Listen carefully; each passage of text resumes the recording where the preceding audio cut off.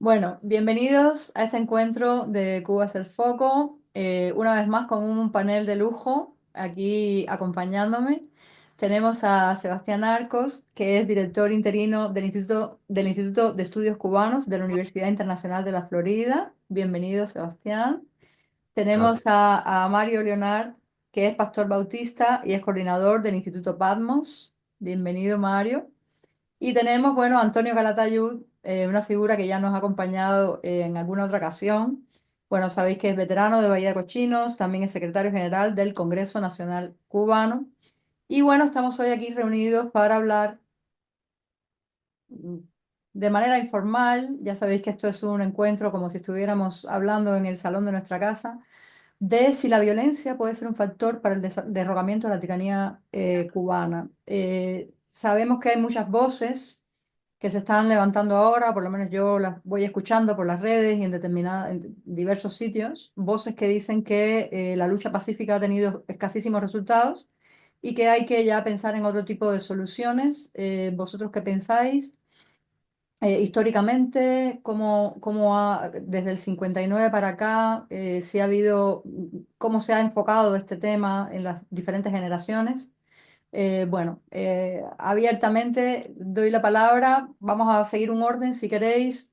Sebastián, Mario y Antonio, unos 5 minutos más o menos por intervención, ¿os parece bien? Y vamos a ir haciendo preguntas y después ya llegará un momento en que ya será esto algo mucho más libre. Entonces, bueno, Sebastián, te doy la palabra, después Mario y Gracias, después Antonio. gracias, Tai. Gracias. Es un tema que tiene historia y es difícil resumirlo, pero Cuba tiene una historia larga de glorificación de la lucha armada buscando cambios políticos, empezando por la guerra de independencia hasta la misma revolución que culminó en el año 59 y la resistencia inicial a esa revolución se hizo precisamente a través de la lucha armada. El ejemplo clásico es el Escambray, pero no es el único, por cierto, no es el único caso.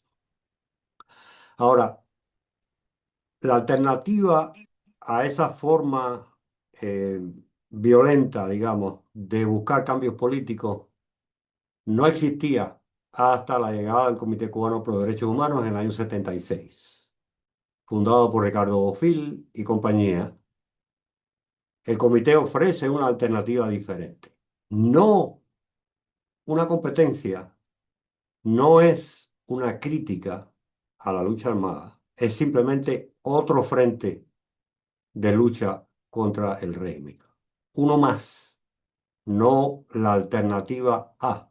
Y es importante notar esto porque Ricardo Bofill siempre puso mucho énfasis en que no se podían despreciar otros métodos de lucha porque nadie sabía cuál era el que iba a funcionar en un momento determinado. La lucha cívica es la que ha dominado a partir de entonces. Las razones son obvias.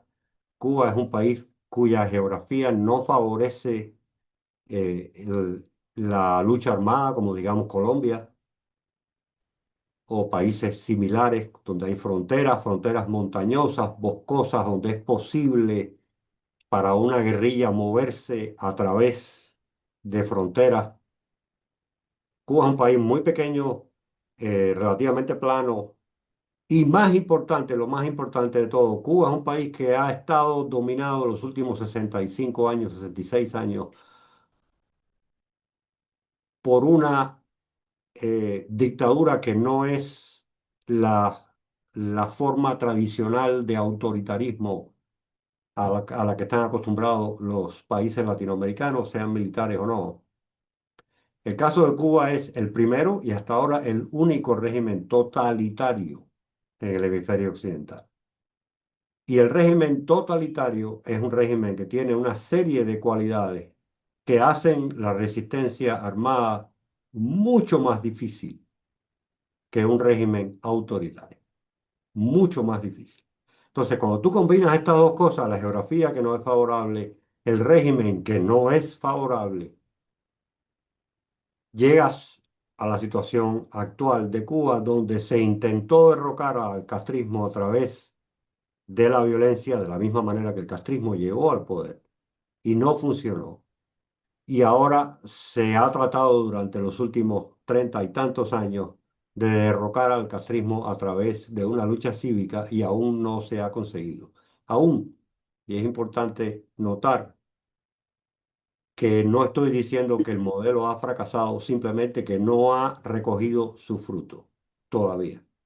Cuando miramos los modelos totalitarios en otras partes del mundo, vemos que la violencia nunca, y repito, nunca ha funcionado como método de cambio en un régimen totalitario. Nunca. El único ejemplo donde se produjo violencia fue el caso de Rumanía. Y la violencia fue más bien espontánea, no fue organizada. Yo notaría antes de terminar, por cierto, que no se puede despreciar tampoco eh, la violencia en términos de marchas populares masivas y pacíficas en el caso de Cuba, que sí pueden dar al traste, sí pueden ocasionar digamos, disparar el momento del cambio dentro de Cuba. Eso fue lo que ocurrió precisamente en muchos de los países de Europa Central y del Este bajo el comunismo, específicamente en el caso de Hungría, de Checoslovaquia y de Alemania del Este, donde las marchas multitudinarias provocaron la caída del régimen totalitario. De manera que esa es una alternativa que se mantiene vigente, se mantiene latente en el caso de Cuba. Pero para terminar, de ninguna manera se puede argumentar que la lucha cívica ha llegado a su fin y no ha dado frutos favorables. Yo creo que eso no es razonable como argumento hoy en día. Simplemente es un proceso largo, como dijo alguien hablando, comparando precisamente los gobiernos autoritarios con los totalitarios. Ambos son un túnel oscuro y terrible, pero en el caso totalitario el túnel es muchísimo más largo que en el caso del túnel autoritario. Gracias, Sebastián. Bueno, Mario, Sí, bueno, intentaré no repetir nada de lo que dijo mi apreciado Sebastián, porque coincido 100% con todo lo que ha dicho. Pero bueno, Gracias. antes agradecerte, Thais, por invitarme y también pues saludarte a ti y saludar a Antonio y saludar a Sebastián. Admiro mucho a ambos. Y para no repetir nada de lo que ha dicho Sebastián, aunque digo que coincido con él 100%, pues debo decir que todo es posible en esta vida. Yo soy partidario de la lucha no violenta. Es lo que predico, lo que prediqué dentro de Cuba y lo que sigo predicando acá, como admirador, por ejemplo, de Martin Luther King, que es uno de los estandartes de esa lucha. Dentro de Cuba, una de las cosas que hice y le dejé claro la seguridad del Estado en muchas de las citaciones, arrestos, detenciones, es que parte de mi contenido de trabajo como pastor bautista era enseñar la lucha no violenta, porque el pastor bautista Martin Luther King en los Estados Unidos me había dado un gran ejemplo de esto. Fue la causa incluso de que me confiscaran el laptop y materiales, y cuando yo reclamando, por ejemplo, la laptop, obtuve una respuesta un día de un teniente coronel en la Fiscalía Militar de Santa Clara. Este teniente coronel al cual yo fui allí dije, vengo porque creo que hay un acto de corrupción y que me han robado mi laptop. Y este teniente coronel, después de entrar y dejarme un rato allí, vino y me dijo, no, puedo asegurarle que no fue un acto de corrupción, su laptop no ha sido robada. Sencillamente, revisándola, se ha encontrado en ella materiales sobre lucha no violenta. Y entonces yo le dije, bueno, pues sí acepto eso. Si esa es la causa, lo acepto, porque yo soy predicador de la lucha no violenta y yo quiero un cambio para mi país. Y alégrese usted, le dije, que yo lo quiera por la lucha no violenta, porque se imagina que lo estuviera procurando por la lucha violenta, entonces ya serían otros 20 pesos, ¿no? Pero yo sí considero que ellos le temen a la lucha no violenta. Y digo que le temen porque lo viví en carne propia con esto que te acabo de comentar. Le temen porque sería la vía ideal. Como dice Sebastián, pues por la lucha podría ocurrir algo y puede ocurrir que mediante la vía violenta se logre el cambio en Cuba. No soy enemigo de eso, ¿eh? Yo quiero un cambio en Cuba. Pero sencillamente procuro y trato de que sea por la vía no violenta porque creo que es el ideal para una transición un poco más amigable, porque más derramamiento de sangre que ya hemos tenido en Cuba en todas estas décadas, pues lamentablemente la violencia engendra violencia, ¿no? En mi propia familia, tengo un ejemplo, un tío materno, se llama Aurelio Barroso, entró a Cuba en el año 1994 en un team de infiltración armado, en aquellos tines de infiltración que entraron posteriores a agosto del 94, el 5 de agosto, donde pues muchos pensaron que era el momento adecuado para Cuba. Y para mí mi tío es un héroe, como lo es, por ejemplo, Antonio, que va a hablar ahora después de mí. O sea, los que lo han intentado por la vía violenta, me quito el sombrero ante ellos. Ya se intentó desde el Escambray, precisamente cuando Bahía de Cochinos, se ha intentado, pero estoy de acuerdo con Sebastián, la dictadura o el sistema totalitario en Cuba, como quiera que lo clasifiquemos, es un maestro en la violencia.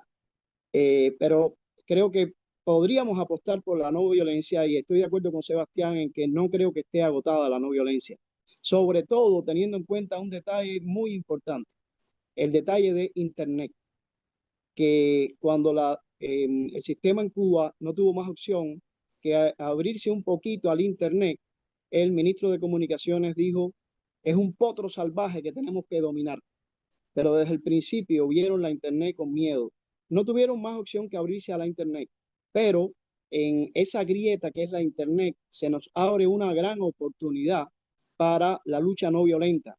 Por eso, pues cada vez que ocurre algo intentan enseguida interrumpir la conexión, porque la comunicación es fundamental para coordinarse en cualquier lucha, pero específicamente en la lucha no violenta.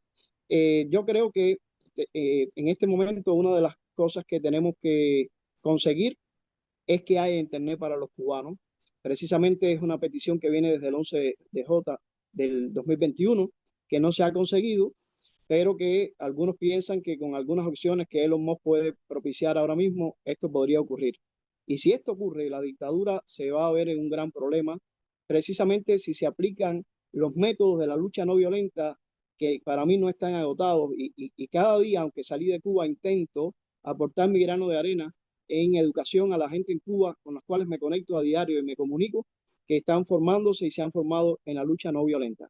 Pero, repito, lo ideal sería que consiguiésemos el cambio en Cuba por la no violencia. Esto sería para mí lo ideal. Que ocurra lo ideal es otra cosa. Un estallido violento puede ocurrir no solamente pensando en una población desarmada en Cuba, sino que hay que tener en cuenta también la posibilidad de una posible intervención de los Estados Unidos, más allá de que nos guste o no, de que estemos de acuerdo o no, sobre todo teniendo en cuenta que ahora mismo en la Casa Blanca tenemos a un presidente que es admirador de William McKinley, que en 1898 fue el presidente norteamericano que con la intervención puso fin a la lucha de la independencia y luego tuvimos 4 años después, el 20 de mayo de 1902. Pero bueno, esto es lo que quería decir. Soy partidario de la lucha no violenta, admirador de Martin Luther King y procuro que Cuba cambie por la no violencia. Pero otra cosa podría ocurrir. Bueno, he visto ahí a Sebastián la sonrisa, después ya te toca otra ronda, Sebastián, y ya nos contarás por qué te ríes. Antonio, dime que estás ahí, por favor. Sí, coincido con todo lo que han dicho ustedes. Primero los saludo muy cariñosamente y muy cubanamente, pero quería decir que pienso yo que considerando que Estados Unidos en este momento es la potencia mundial que influencia todas las actividades globalmente y la política de los Estados Unidos está más puesta a sancionar, valga la redundancia, con sanciones económicas, diplomáticas, políticas a los gobiernos que son adversarios o enemigos, yo pienso que ahí es donde está la solución. Es en un sentido pacífico y en un sentido violento, porque si se le aplican las sanciones a Cuba, que incluyan la liquidación de las remesas, la liquidación de los viajes, la liquidación de los paquetes, la liquidación de toda ese, si se le amarra y se le envuelve y se le rodea, claro, va a haber un tiempo donde la hambruna actual se va a intensificar y el pueblo de Cuba, el cubano de a pie va a sufrir enormemente, pero si lleva casi 7 décadas sufriendo, y ahora, en un periodo muy corto, esas sanciones van a poner de rodillas al régimen y al mismo tiempo va a alentar, y si se quiere, a obligar a que la mayoría de los cubanos salgan a la calle, protesten. Se supone que el segmento democrático dentro de la Fuerza Armada se sumen en su momento y ahí vendrá el cambio. No veo otra fórmula, una intervención humanitaria extranjera difícilmente, un cambio pacífico difícilmente, porque cuando hablamos de los países de Europa Oriental y de la Unión Soviética, la Rusia actual, tenemos que acordar que ese cambio vino desde arriba con Gorbachev y su perestroika y su glasnost. Eso no vino desde abajo. Claro, la gente de abajo, los pueblos, asumieron esa bandera y nada, vinieron las grandes manifestaciones, pero eso vino desde arriba. No ocurrió en Cuba porque Fidel Castro no permitió que desde arriba se hiciera la perestroika ni el glasnost. Es decir, que es un modelo posible, pero no es exacto al de nosotros. Yo opino que las sanciones, que es una estrategia que el presidente Trump y el gobierno de los Estados Unidos aplican todos los días, sería la perfecta. Bloquear a Cuba, pero no a través de barcos, sino lo que se hizo en África del Sur con el apartheid, que era hacer un embargo mundial, cerrar el país a todas las relaciones y ponerle, por ejemplo, sanciones a los países que mantengan relaciones de negocio con Cuba. De entrada es una inmoralidad que nuestros hermanos países de América democráticos tengan relaciones diplomáticas con un régimen como el de Cuba. Es decir, hay que hacer un grupo de gestiones diplomáticas, de captación y de planteamientos pacíficos que tienen la violencia de arrinconar a ese pueblo tan humilde y tan hambriado y tan miserable, lamentablemente por culpa de la dictadura, que tenga todavía que sufrir. Pero si usted sabe que si no ocurre eso, va a ocurrir 10 años más de dictadura y Cuba está haitianizada económicamente y está en una crisis final. Estamos hablando de que las últimas informaciones es que en Cuba ya allá hay hambruna. Al no haber medicina ni transporte, hay una enorme cantidad de gente que se están muriendo por falta de medicina, por problemas de salud. Eso no están contabilizados en nuestras estadísticas, pero están ahí. Y entonces yo soy de lo que pienso, y el Congreso Nacional está realizando esa labor de articular y presentar por escrito y personalmente a Marco Rubio para que se lo haga llegar a la autoridad americana un proyecto de sanciones extremas a la tiranía comunista de Cuba. En el momento que la tiranía está en un momento de gran debilidad, cuando se le agreguen todas esas condiciones, el régimen debe colapsar si hay una protesta nacional parecida a la anterior.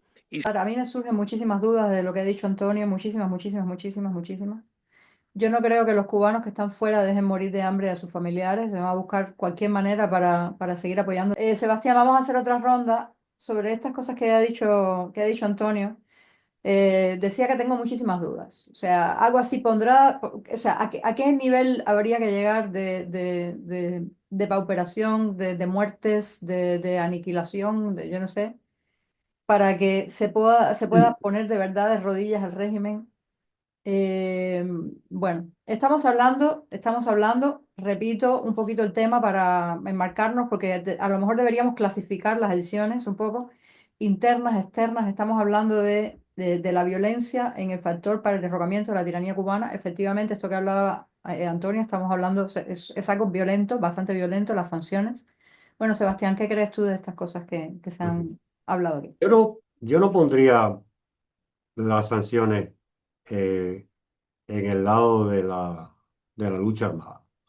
Hay una diferencia fundamental. De hecho, en términos de relaciones internacionales, las sanciones económicas son precisamente una alternativa a la intervención militar.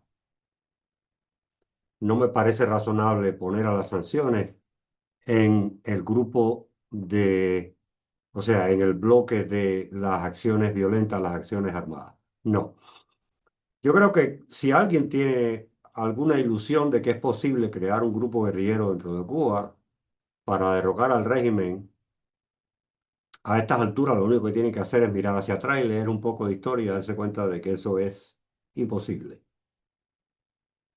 Gente mucho más preparada, mucho mejor dispuesta en un momento histórico que les era mucho más favorable, principios de los años 60, hicieron ese intento con el apoyo del gobierno de los Estados Unidos y no lo pudieron lograr.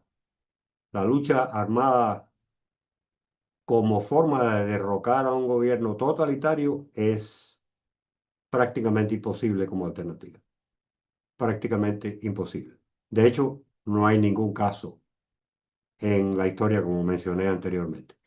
La posibilidad de una intervención militar de Estados Unidos yo la doy por descartada completamente.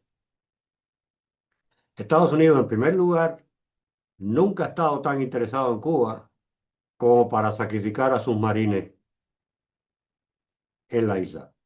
En segundo lugar, Estados Unidos está hoy en día en un momento histórico de aislamiento y no de intervencionismo. No es el periodo de Bush,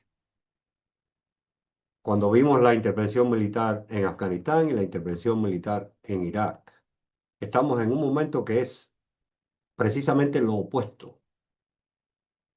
El liderazgo, tanto político como ideológico en Estados Unidos, hoy en día es un liderazgo que favorece el levantamiento de un muro alrededor de Estados Unidos. Quiere que Estados Unidos no participe en ninguna aventura militar en ninguna parte del mundo.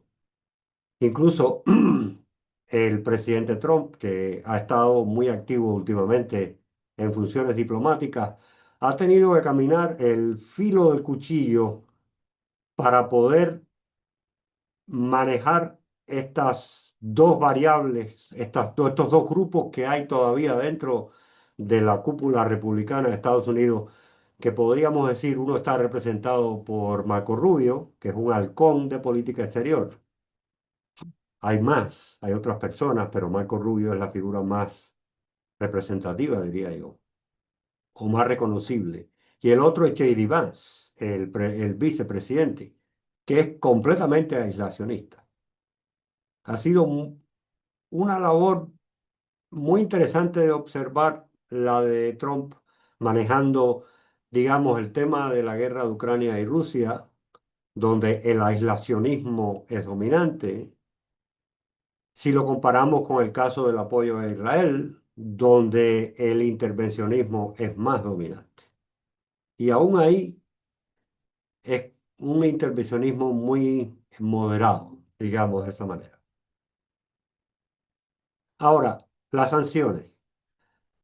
Yo creo que hay un malentendido sobre las sanciones. La idea de que el objetivo fundamental de las sanciones económicas de Estados Unidos al régimen cubano es obligar a los cubanos de a pie a salir a la calle a fuerza de hambres y privaciones. Eso es una falacia. Eso no es cierto. Eso nunca fue el objetivo de las sanciones. El objetivo inicial y fundamental de las sanciones de Estados Unidos es simplemente aislar la entrada de recursos al régimen. Prevenir, evitar la entrada de recursos al régimen para evitar que el régimen se fortalezca o pueda lanzar aventuras como las que hizo en África o como las que hizo en tantos países de América Latina. El régimen cubano hoy en día no está en condiciones de hacer nada de eso. De hecho, se habla de poner al régimen de rodillas. el régimen hoy en día ya está de rodillas, precisamente porque ellos mismos se han puesto en esa situación. Han destruido la economía del país, han destruido su propia legitimidad política, y eso es un proceso complejo que tomaría mucho tiempo explicar, pero lo que está claro es que no tienen legitimidad política dentro de Cuba. La única legitimidad que le queda al régimen dentro de Cuba hoy es la fuerza de las armas, la violencia. Tienen el monopolio absoluto de la violencia. Ahora, si se priva al régimen de la entrada de recursos, todavía el régimen está recibiendo recursos a través de sus propios negocios y cambalaches internacionales y a través de una cada vez más limitada, pero todavía existente inversión de capital, sobre todo europeo, canadiense y algunos países latinoamericanos como Venezuela y México. Si se cierran esas entradas de recursos, el régimen simplemente se queda sin dinero para que funcione el país. Y eso incluye el pago a las fuerzas de seguridad. Esa situación, sin necesidad de que la gente se vea impulsado por la miseria a salir a la calle, puede ser ya el gatillo de la transición. ¿Por qué? Porque crea fisuras en la élite del régimen. Esa gente que hoy en día son miembros del partido y están viviendo muy por encima del nivel de vida de la población cubana, el día que se vean obligados a vivir como vive el resto de la población cubana, van a empezar a cuestionar su lealtad al régimen. A ese grupo cada vez más reducido que constituye hoy la élite del régimen. Y que todos sabemos que está en manos de las finanzas del régimen, en manos de la exportación, de la importación, en manos de todo del régimen. Es simplemente una manera de inducir, de incentivar divisiones en la élite gobernante. Que por cierto, estas divisiones en la élite gobernante fueron lo que ocasionó el colapso del régimen en Hungría y en Checoslovaquia. Así que no es tampoco el terrible bloqueo, para usar el término que usa el gobierno cubano, es el que va a forzar a la gente a salir a la calle. No necesariamente, no fue el embargo lo que ocasionó, lo que empujó a la gente a la calle el 11 de julio del 21. Fue precisamente el desgaste del régimen, ese desgaste de la legitimidad política del régimen ante una figura como Díaz-Canel o como Raúl Castro, que no cuentan ni remotamente con la legitimidad con la que contaba el dictador Fidel Castro. Hay diferentes posibilidades que tienen que ver con la violencia. Creo que ese camino no es el que puede realizarse en la Cuba de hoy. Pienso que la solución pacífica completamente a través de lograr que el pueblo de Cuba se incorpore está reñido con el hecho de la necesidad de una terapia colectiva, porque el síndrome de Estocolmo a nivel colectivo se ha aplicado en el caso de Cuba por las maniobras diabólicas y maquiavélicas del sistema durante casi 7 décadas. Y ese pueblo no tiene hoy, en mi opinión, las condiciones para movilizarse y por su propia cuenta lograr la independencia o la libertad de Cuba. ¿Qué pasa? Que casi ningún pueblo se ha liberado solo. Como decía yo, los elementos, los países que estaban dentro de la cortina de hierro se independizaron porque desde arriba Gorbachev creó las primeras condiciones. Eh, la, la Europa secuestrada por el gobierno nazi necesitó que el mundo aliado, independiente, desembarcara en Europa. Los pueblos europeos están dados a las guerras, tan guerreros los europeos, no pudieron autoliberarse. Bolívar tenía un batallón de soldados británicos en su vanguardia y Cuba no se pudo liberar. Quizás se podía haber liberado, yo creo que sí, pero hubiera tomado años y mayor cantidad de muertos y se hubiera destruido el país más de lo que estaba. Hubo necesidad de la intervención de los Estados Unidos. La independencia de los Estados Unidos se hizo con el apoyo de los cubanos españoles y principalmente de la flota de desgracia que rodeó la zona de Georgetown, donde se dio la última batalla de la independencia. Es decir, que la comunidad internacional juega un papel fundamental en la libertad y la independencia de los pueblos y de los continentes. Entonces, la teoría de que los cubanos solo podemos resolver el problema no existe. No existe. Cuba en este momento está haitianizado en la miseria económica, en la crisis social y en la desgracia política. Yo pienso que si bien las sanciones extremas resultan ser una forma de violencia indirecta, creo que es la única forma que podemos liberar a Cuba. Hay gente que va a sufrir. Bueno, hay gente que no recibe remesa de los Estados Unidos porque no tiene familiares y no se han muerto. Que los familiares de los que estamos afuera y reciben remesa durante 2 o 3 meses no reciban remesa, bueno, los otros no se han muerto. Así que esto no debe morirse tampoco. ¿Qué pasa? Que es una situación grave, pero es una, diría yo que una cirugía de menor cuantía, menos invasiva que lo que pudiera ser un ataque militar, una intervención. ¿Y qué ocurre con esto?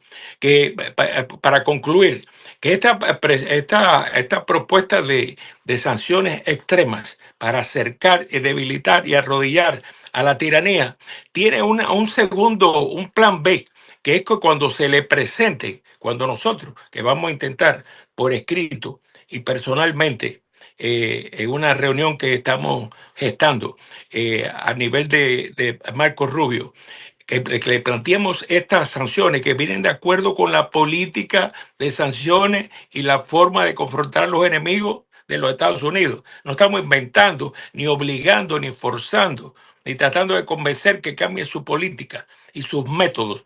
Ahora bien, le vamos a plantear también por escrito la necesidad de un plan B, porque si ocurre el colapso en Cuba y no está preparado un plan de salvamento nacional, incluyendo cómo cubrir políticamente el vacío institucional que va a dejar la dictadura, el Partido Comunista y el engranaje que existe hasta la distribución mínima de alimentos y gasolina y medicina, va a colapsar aquello, va a haber un éxodo masivo, una hambruna general, o quizás una, una guerra civil y van a morir muchos cubanos. Es decir, que no se puede pedirle a la comunidad internacional que haga ese método de sanciones extremas si no están de acuerdo en preparar un plan B y tener listos los alimentos, las medicinas, el combustible, el plan B que permita una transición sin que ocurra una hecatombe y un desastre y una hambruna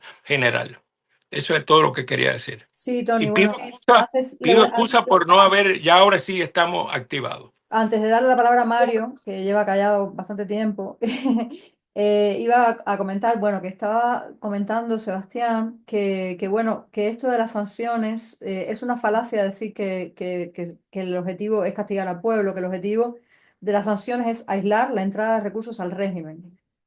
O sea, que todos estos negocios con los cuales ellos se financian, todos estos cambalaches, que es la palabra que ha utilizado Sebastián, es cortar esto que, entre otras consecuencias, traería que cortar la vía de financiación a sus propias fuerzas de seguridad y conseguir una brecha en la élite y obligar a mucha gente que ahora mismo está viviendo de una manera completamente alejada de la vida de la gente a bajar su nivel de vida y a crear esta fractura interna en el régimen. Eso es lo Y que... si se me permite, si se me permite decir Ay, una cosita más, Tony, si se pero me déjame permite. dar la vuelta, porque es que Mario quiero escuchar a Mario, que Pero lleva... era como una Y después, conclusión, yo después bueno, a me ver, callo por completo.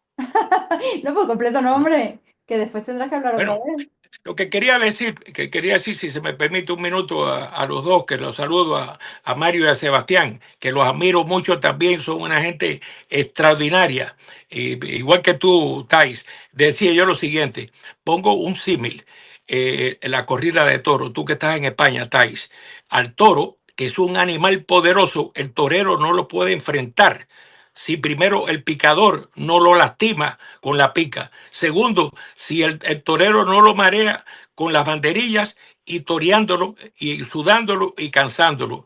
Y luego es cuando el torero puede enfrentarse de tú a tú con el toro. Es decir, estoy haciendo la símil paralelo con las sanciones.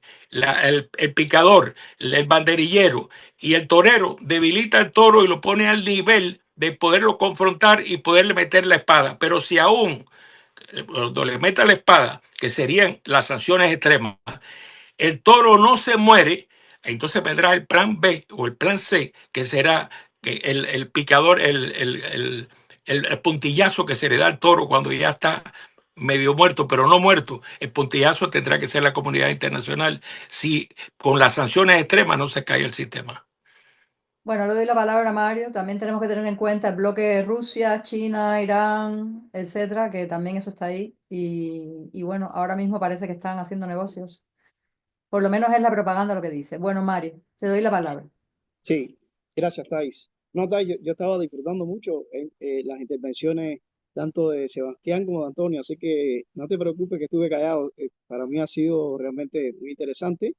Y, mientras ellos hablaban, por supuesto, yo reflexionaba y pensaba, como lo van a hacer también los que vean este video y lo van a disfrutar también.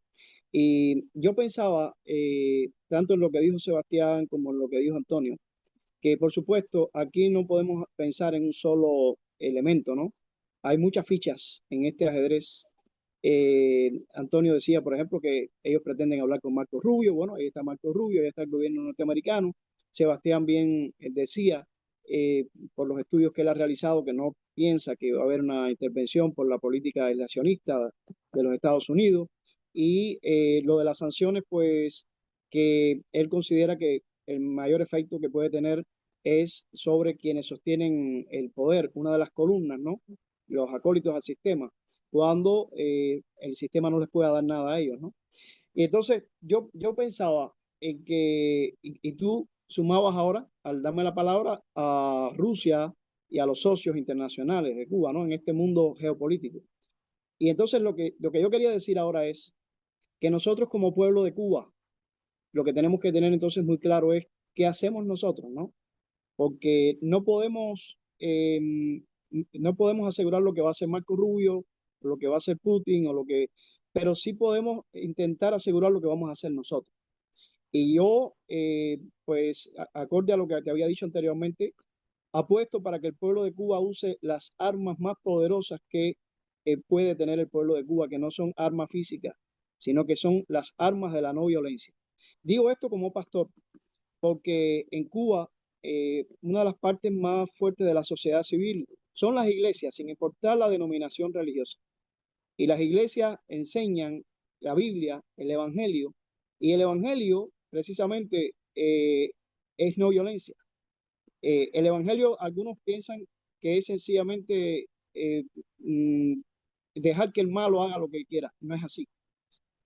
Para mí, uno de mis versos favoritos es Romanos 12:21, que por cierto era el verso favorito del sacerdote Jerzy Popieluszko en Polonia, que participó de ese movimiento de no violencia que fue Solidaridad. Y en Romanos 12:21 dice, no te dejes vencer por lo malo, vence con el bien el mal. Entonces, eso es la no violencia. Y yo pienso que independientemente de los actores nacionales o internacionales de este mundo global, lo que el pueblo debe tener claro es cuáles son esas armas que están a disposición de ellos, que las iglesias enseñan desde que empiezan a enseñar Génesis y le dicen a la gente, ustedes no son esclavos, ustedes son creados a imagen y semejanza de Dios y por lo tanto merecen respeto. Ya eso genera un cambio en el ser humano que se convierte en un ciudadano y entonces, Te puedo hacer una pregunta, perdona Mario que te interrumpa. sí, Porque la gente muchas veces cuando escucha los encuentros de Voz de Foco me dice, sí, siempre teorizando, bla, bla, y por las alturas, pero ¿qué acciones concretas de lucha no violenta, acciones concretas, en qué acciones concretas estás pensando cuando hablas de esto? O sea, mira, algo eh, concreto que la gente pueda sí, hacer concretamente. Thais, hoy mismo mientras estamos grabando el video, no será quizás el mismo día en que saque el video, pero quizás cuando saque el video las cosas se han puesto más intensas. En San Antonio de los Baños, donde mismo ocurrió el estallido el domingo 11 de julio del 2021, un grupo de jóvenes salió bien temprano en la mañana y la dictadura se puso muy nerviosa nuevamente, cortó la internet, militarizó. Pero yo recuerdo que aquel 11 de julio del 2021 que nos sorprendió a todos, en algunos lugares ocurrió algo interesante. Y es que las fuerzas que tenían que representar al sistema para imponer la fuerza se quedaron como un poco que no sabían qué hacer. Y digo esto porque este panorama yo creo que se va a volver a presentar. Y como decía Sebastián, las sanciones van dirigidas a que precisamente esos que supuestamente van a estar ahí para representar y proteger al sistema ya no estén tan dispuestos a hacerlo. Y para no teorizar tanto, como tú dices, algo práctico, yo miro solamente la portada para sugerir un libro, ¿no?, que es clásico en la no violencia de Sarja Popovic, Cómo hacer la revolución. Y veo a la persona que él pone en la portada lanzando algo. No es un cóctel molotov, no es un arma, es un ramo de flores. En la medida que la sociedad civil cubana esté preparada para vencer con el bien el mal, vamos a estar preparados para un momento que puede ocurrir hoy, esta semana o el mes que viene, pero que puede ser un nuevo 11J que yo pienso que está a las puertas. Bueno, Sebastián, yo tengo muchas preguntas, muchas, muchas, muchas, muchas. Yo también. Eh, Déjame abordar brevemente primero el tema de la coalición de los malos, Irán, China, Rusia, para dar buenas noticias. Irán tiene demasiados problemas propios, internos y externos para ocuparse de sostener al régimen cubano. China no está interesada en sostener al régimen cubano. Los chinos serán comunistas, pero les gusta hacer negocio. Y Cuba no es un negocio para nadie. Y en el caso de los rusos tienen una capacidad muy limitada de sostener al régimen cubano económicamente, en primer lugar, porque, y esto es algo que quizás los cubanos no sepan, la economía rusa es más pequeña que la economía de Brasil. Rusia está envuelta en una guerra fundamental con Ucrania y en estos momentos el país tiene la economía completamente militarizada. La economía rusa no está en condiciones de sostener al régimen cubano. Aprovechan la coyuntura de que en Cuba todavía existe un régimen anti-norteamericano, anti-occidental, antidemocrático, para mantener esta relación amistosa, solidaria, que francamente no pasa más allá de las declaraciones de ayuda y de solidaridad. En términos concretos, la plata no está ahí, no va a venir de ninguno de estos tres países. El régimen cubano, en términos concretos, no tiene quien lo saque del hueco que ellos mismos han cavado económicamente y políticamente en Cuba. Una vez dicho eso, acciones concretas, y me voy a referir de nuevo a la historia que conocemos. En Alemania Occidental, la Stasi, la seguridad del Estado, tenía un control mucho más intenso sobre la población alemana que el que ha llegado a tener la seguridad del Estado en Cuba durante todos estos años. Y yo puedo decir esto porque yo tuve que lidiar directamente con la seguridad del Estado en Cuba. Yo sé hasta dónde ellos podían llegar y hasta dónde no podían llegar, simplemente porque no tenían la capacidad de hacerlo. No es porque no tenían las intenciones, son dos cosas diferentes. Dos cosas diferentes. La capacidad de la Stasi era legendaria hasta el punto de que en la antigua Alemania del Este, la antigua RDA, apenas había oposición política. De hecho, los opositores políticos más conocidos en Alemania eran unas bandas de rock and roll, cuyas letras decían algunas críticas al régimen y esa gente terminaron todos en la Stasi, de una manera o de otra. La seguridad, la Stasi fue quien entrenó a la seguridad cubana. Gran parte de los operativos de inteligencia, tanto internos como externos de la Stasi, que eran muy competentes a nivel externo también, recordemos que uno de los gobiernos democráticos de la RFA descubrió que uno de los asesores presidenciales más importantes era un agente de la Stasi. Mira, esta gente sabía lo que estaban haciendo. Sin embargo, cuando los alemanes el pueblo alemán decidió salir a la calle en Leipzig y en Dresden. Y lo hicieron semana tras semana, todos los lunes, durante 7 u 8 semanas consecutivas. Cada vez salía más gente a la calle, simplemente a marchar por la calle, sin quemar nada, sin romper nada. La Stasi se encontró que tenía las manos atadas, que no podían responder, que no tenían cómo responder. Y cuando 500.000 de alemanes se lanzó a la calle de la misma manera, marchando pacíficamente, sin romper nada, en Berlín, el gobierno de Erich Honecker colapsó porque el mismo partido comunista de la Alemania del Este destituyó a Honecker como primer secretario del partido.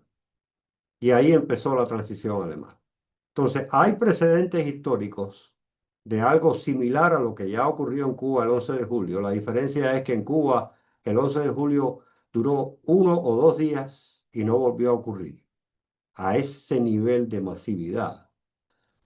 Pero los cubanos pueden perfectamente, porque no somos ni menos valientes ni menos seres humanos que los alemanes, hacer lo mismo que hicieron los alemanes. Lo que hay que tener es la persistencia de enfrentarse al régimen durante más de 1 o 2 días y evitando la justificación de que están rompiendo vidrieras o están quemando un mercado. Que por cierto, en el caso de Cuba yo sospecho y con abundantes razones que esas acciones violentas no fueron iniciadas por los manifestantes, sino por la misma seguridad del Estado para justificar la represión. Represión va a haber, eso es inevitable. Pero cuando se empiecen a sumar decenas de miles de cubanos en todas las ciudades importantes y los pueblos del país, el régimen se queda sin alternativa. La única alternativa es Tiananmen, lo que hicieron los chinos en la plaza de Tiananmen en el año 89. ¿Es posible? Claro que es posible, pero yo creo que a este nivel del juego, en el estado final en que se encuentra la dictadura, yo creo que no es probable que el régimen se enfrente, o sea, que el régimen provoque un Tiananmen enfrentándose a decenas de miles de cubanos manifestando pacíficamente en la isla. La alternativa está ahí, es posible, ha funcionado en otros lugares y puede funcionar en Cuba. Bueno, la pregunta es, yo conversando con un amigo que tengo en Cuba, manifestante del 11 de julio, y bueno, en fin, ahí no lo cogieron. Él lo que me dice es que el problema, hablando de este tema, el problema del 11 de julio, dice que la gente, claro, daba vueltas, ellos daban vueltas que en un momento determinado dijeron, bueno, ¿y ahora qué hacemos? Bueno, nos vamos a las casas.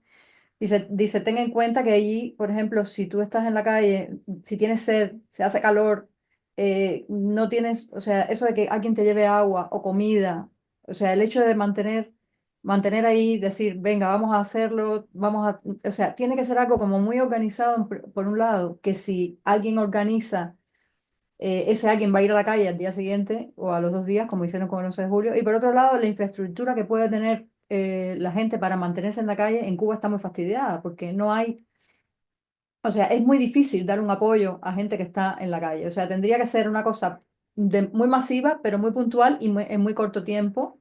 Y no sé de qué manera para que no cojan a los que lo organizan y los metan en la cárcel, no sé. Tai, las cosas masivas a corto tiempo, a corto plazo, desafortunadamente no funcionan, porque el régimen simplemente no reacciona durante 24 horas y la gente se va a su casa y se acabó la manifestación pública. Claro, pero por eso, que mantenerse en la calle, el La pueblo, durante días persistencia, y días, eso en el contexto de Cuba es bastante inviable.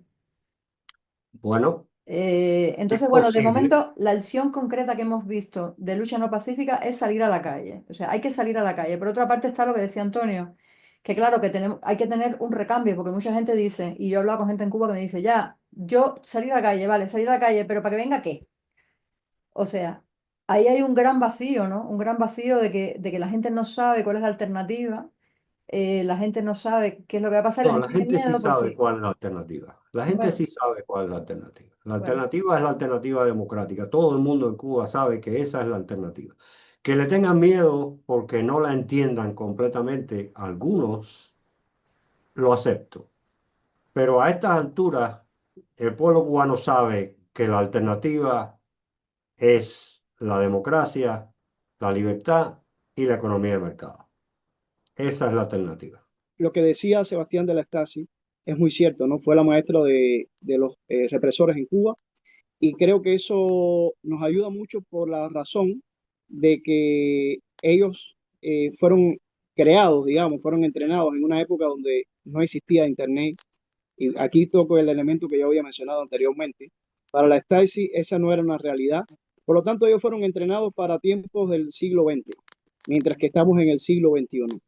Y sí creo, igual que dijo Sebastián Tais, que el pueblo sí sabe cuál es la alternativa, como él ha dicho, y los jóvenes lo saben sobre todo. Entonces, yo, por otro lado, no tengo ninguna duda del deterioro, porque estamos viendo ahora mismo, antes del colapso final, antes del desplome, cómo muchos de esos representantes de la dictadura están ahora mismo en los países democráticos pidiendo asilo y refugio, lo cual significa que el barco se está hundiendo realmente y que se han puesto a la fuga antes de el hundimiento total. Entonces, yo creo que sencillamente prepararnos para ese momento que independientemente de cómo pensemos que va a ocurrir, va a ocurrir. Estemos preparados, como decía Antonio, porque se necesita una gran reserva humanitaria para socorrer a un pueblo que ya está lamentablemente hambreado y sufriendo con enfermedades. Eh, o sea que el cambio es inevitable. El cambio es inevitable. Sencillamente hay que tratar de que esto no vaya hacia, hacia hacia un contexto donde se vaya de, digamos que personas peores puedan tomar el control. Me refiero a los carteles que tenemos ahí muy cerca en América Central o en México mismo, ¿no? Pero de que el cambio es inevitable y vuelvo y repito, como pueblo creo que lo que tenemos que hacer es entrenar a la gente con las armas del bien para vencer el mal. Y sé que esto es un poco teórico, tal, pero ahí está y se puede enseñar. Yo como pastor lo digo cada domingo en cada parroquia, en cada iglesia y estamos en toda Cuba. Mario, ¿quieres hacer un par de apuntes sobre esas armas del bien para enfrentar el mal? De momento, fijaos que de la única cosa concreta que hemos hablado aquí hoy es de la que la gente puede hacer es salir a la calle a protestar, protestas masivas. Sí, pero Qué otro recurso, qué otra arma tiene la gente? Cosas que pueden hacer. Por ejemplo, ¿vosotros qué pensáis del trabajo de los clandestinos que queman cosas, que ponen pintadas? sí, Eh, ¿Qué en pensáis de ese realidad, tipo de acciones? en realidad hay manuales y de hecho yo estoy seguro que lo mismo Antonio que Sebastián han trabajado con personas dentro de Cuba en seminarios. Ahora incluso podemos hacer seminarios a través de la internet y a través de diferentes tipos de mensajería y demás. Y Jim Char tenía, porque se ha incrementado hasta 198 métodos de lucha. No solamente son métodos masivos, sino que de repente una sola persona en una plaza en Cuba de repente puede ser capaz de desestabilizar el sistema. Una madre que protesta, que sale, que lo hemos visto en Cuba como a veces salen y cierran las calles con cubos de agua vacíos porque no hay agua. La dictadura siempre se pone muy nerviosa porque sabe por los precedentes que hay, y sobre todo de la Europa del Este, que de repente se te puede ir de control todo, porque además los que forman parte de la represión, al fin y al cabo, son el tío, el padre, el hijo, el sobrino, el primo, son cubanos también. Y ya se las están viendo bastante mal. Por lo tanto, Thais, sí, no es solo salir a la calle. Puede ser una acción concreta de una madre que sale eh, y reclama los derechos de su hijo, una madre de un preso, que las tenemos en este momento por miles en Cuba. En fin, que no hay que solo pensar en la masividad, sino que una sola persona puede con una acción pacífica, y hay muchos estilos, muchas maneras, hay manuales enteros, puede desestabilizar al sistema. En el encuentro anterior tuvimos a Omar López Montenegro, que tiene un libro también para las adicciones, y bueno, voy a dejar que habléis de él. Y en la descripción del encuentro anterior está el enlace para descargarse el PDF del libro de Omar gratuitamente. Entonces, Exacto. bueno, lo volveré a poner en la descripción de este vídeo para todo el que quiera abundar en este tema de la lucha no violenta. En cuanto a estas acciones de los clandestinos, os preguntaba específicamente de quemar cosas, incluso ajusticiar a personas. Están pensando en dar palizas, en dar...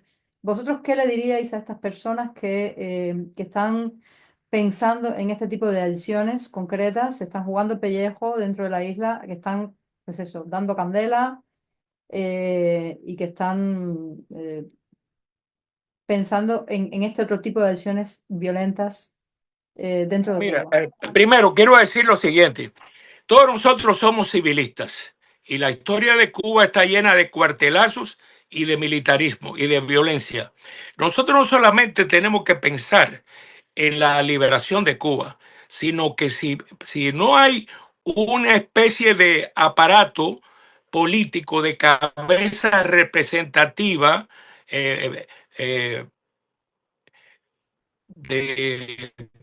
de grupo que pueda ser el que sea el Partido Revolucionario de Martí en la época actual, normalmente va a ocurrir las protestas nacionales, va a incorporarse algunos elementos de la Fuerza Armada, va a colapsar aquello y un coronel o un general va a ser el líder de esa revolución. No va a ser un cubano de a pie de San Antonio de los Baños, ni una mujer de Santiago de Cuba.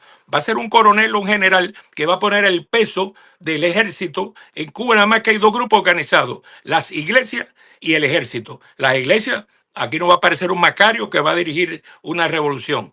Va a ser un coronel, un general. Y los Estados Unidos, en 48 horas, va a reconocer a ese coronel, a ese nuevo Batista, como dirigente del pueblo cubano. Eso no es lo que queremos. Queremos una solución civil. Y para que ocurra una solución civil, tiene que crearse por el exilio, con el apoyo de las organizaciones internas, un aparato representativo, una cabeza política visible, legítima, que puede ser el interlocutor entre el pueblo de Cuba, las organizaciones de la oposición, los segmentos democráticos entre la Fuerza Armada y la comunidad internacional, la Unión Europea y principalmente Washington.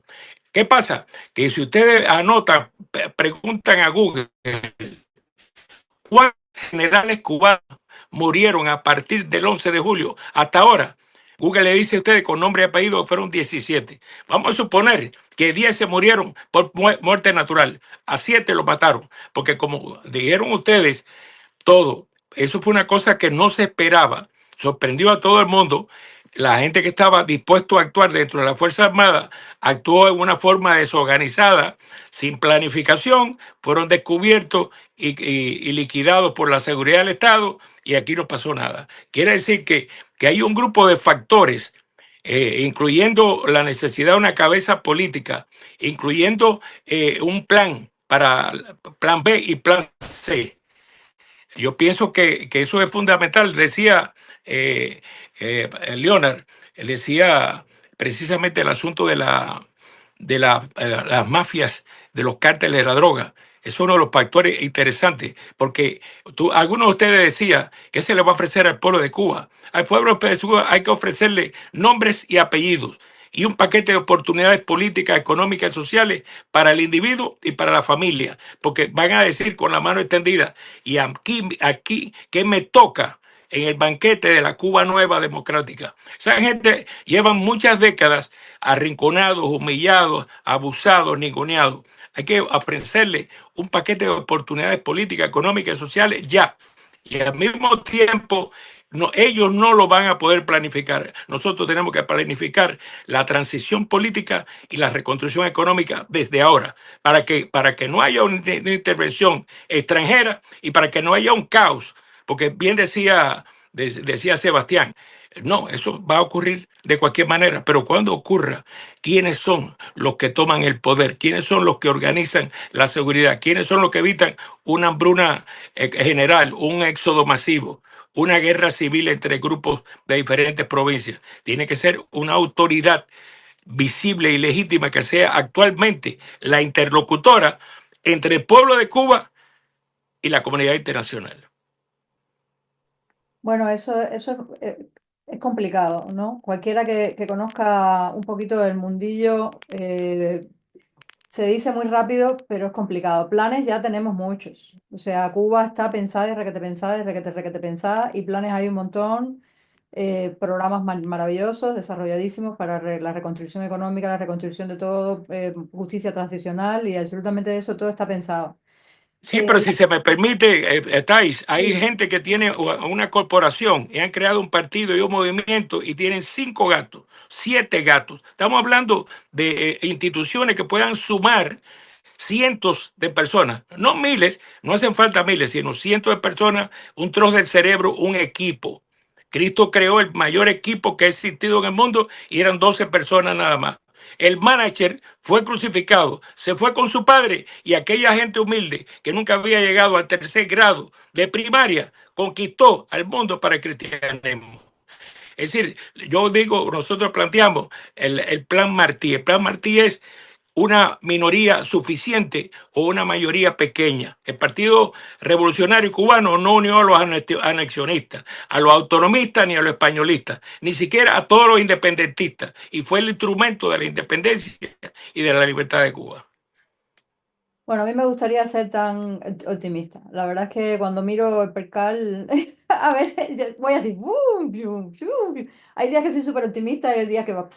Otros días que soy muy optimista y otros días que baja. Pero bueno, Sebastián, ¿cómo ves este panorama global, esto que nos plantea Antonio? ¿Y podemos los cubanos esperar que por vías pacíficas podamos recuperar a nuestro país algún día? Sí, no va a venir de afuera, tiene que venir de adentro. Y ese es el mensaje fundamental que los cubanos tienen que entender. Nadie va a venir a sacarnos las castañas del fuego. Estados Unidos va a hacer lo que puede, que es limitado. De nuevo, no se debe jamás considerar la alternativa de una invasión militar de Estados Unidos. Eso es un argumento gastado por el régimen. Eso no va a ocurrir. La solución tiene que venir de adentro, preferiblemente de abajo hacia arriba, no de arriba hacia abajo.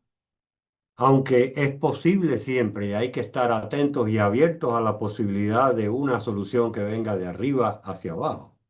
O sea, una facción, una fractura dentro del Partido Comunista que decida eh, eliminar la hostilidad contra los Estados Unidos y entrar en una relación de normalidad con los Estados Unidos, puede ser la que inicie ese movimiento.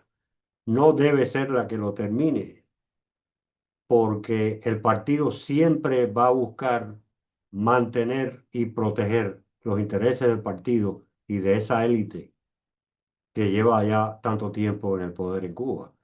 A esa élite hay que sacarla del poder de una manera o de otra. Y la presión debe venir de abajo hacia arriba.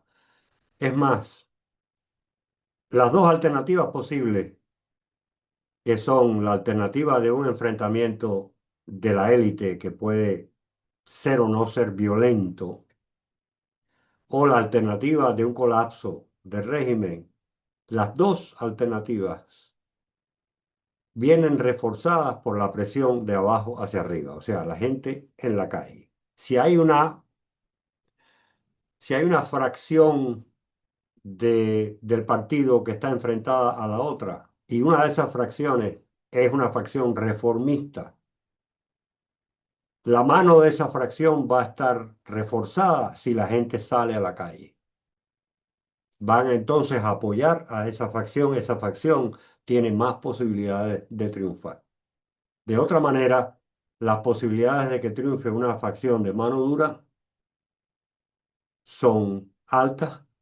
La posibilidad, como bien decía Tony, que es una posibilidad real, que sea un general del ejército el que termine estando en el poder. ¿Y quién puede garantizar que ese general sea un hombre iluminado e ilustrado suficiente como para entregar el poder al cabo de 1 o 2 años de gobierno provisional? No lo sabemos. La presión de abajo hacia arriba, la presión popular en la calle es la que va a determinar al final si la opción democrática para Cuba es la que triunfa o no. La inestabilidad del régimen la estamos viendo ya. Esto puede ocurrir mañana o pasado. Presten mucha atención al entierro de Raúl Castro. El día que Raúl Castro sea enterrado, el día después puede ser el día en que aparezcan las facciones y empiece la lucha de facciones en el partido.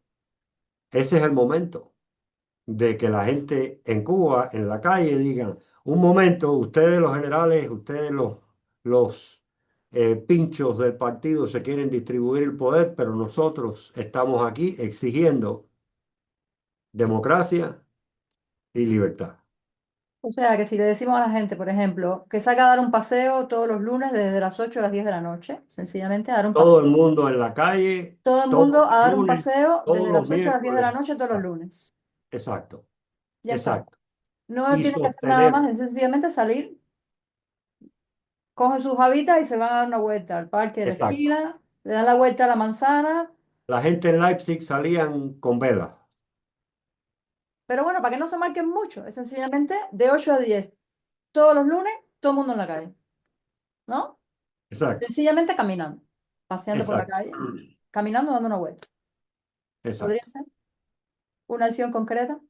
Hasta las 12 de la noche, todos los lunes, en el mismo lugar. De 10 a 12 de la noche. Para Ajá, que la gente no diga, no, que tenemos hambre, que tenemos sed, que no tenemos que... De 10 a 12. exacto. Todos los lunes de 10 a 12 todo el mundo en la calle. Quiero recordar, a ver si Antonio consigue poner el audio, quiero recordar a todos que este encuentro va a tener un seguimiento, o sea, va a haber una sesión que se va a divulgar por la página de Facebook de Archipiélago, de la plataforma cívica Archipiélago. Vamos a tener un encuentro en el Ágora, un Ágora, en la que podáis participar libremente, va a haber preguntas libres y bueno, podremos volver a tener a nuestros invitados para que el que quiera les haga preguntas y que podamos hacer un debate mucho más dinámico por el Ágora. Mm, El último Ágora ha ido muy bien, la gente ha sido muy educada y bueno, todas pasado de lo más bien. Así que bueno, ya desde aquí hago esta invitación para el Ágora que se va a divulgar, insisto, por la plataforma cívica, la página de Facebook de la plataforma cívica de Archipiélago. Bueno, parece que Antonio no puede poner el audio. Mario, ¿te quieres despedir con un mensaje? ¿Qué Que ya... tal? Sí, Sí, perdona que tuve que sacar un momento la cámara y nada, si no te escuchan es un preocupes. perrito que está aquí al lado mío No pasa eh, nada, no y pasa nada. entonces aquí está. ¿Algún Pero mensaje sí, bueno, mi mensaje yo creo que encaja, me he sentido muy bien con no solo contigo y como moderadora, sino también con Sebastián, como con Antonio. Eh, Quizás tú esperabas algo más, digamos, controversial entre los que participamos, No, pero yo creo que estamos muy de acuerdo. Y lo que decía Sebastián, para mí es un gran aliento por lo siguiente. A veces la gente se siente a esperar a que otro venga a darle la solución. Sin embargo, yo como cristiano tengo un dicho que dice, tienes que confiar como si todo dependiera de Dios, pero obrar como si todo dependiera de ti. Y entonces yo creo que ese es el mensaje para todos nuestros hermanos, sobre todo los que están dentro de Cuba, en la caliente, como decimos, ¿no? Sí, espera en Dios o en tus hermanos que están fuera, pero hazlo todo como si dependiera de ti. Y yo sé que yo mismo en mi primera intervención pues mencioné el asunto de que si hay un presidente ahora en los Estados Unidos que admira mucho a William McKinley, pero es cierto lo que dice Sebastián, la política en los Estados Unidos es America First, aislacionismo, entonces no te puedes sentar a esperar por nadie. La historia además nos ha enseñado esto en casi 7 décadas ya. Así que no queda de otra, tenemos que hacerlo y la idea que tú dabas, Tai, no estoy dentro de Cuba para sumarme, pero me parece magnífica. La dictadura se pone súper nerviosa cuando ve una multitud en las calles. Lo único que tiene que hacer el pueblo de Cuba en este momento es salir a caminar en las calles. Estamos tan cerca de la libertad como eso. Salir Todos los y si lunes de 10 a 12 de yo, la noche. por Todos ejemplo, los si lunes de todos 10 los a lunes, 12 a darse un y, paseo. ¿y quién te puede detener porque estás caminando y saliste con una jabita, con un pomito de agua y un caramelo? A tirar la No, basura. tirar la basura. Y si puedes llevar un ramito de flores, acordémonos de la portada en el libro que mostré, porque tal vez a ese que te va a atacar le detenga su acción violenta contra ti con un gesto, con un ramo de flores, como sucedió, por ejemplo, en algunos países de Europa del Este. Así que esas son mis palabras, Thais. Y ya estamos tan cerca como salir a la calle a caminar.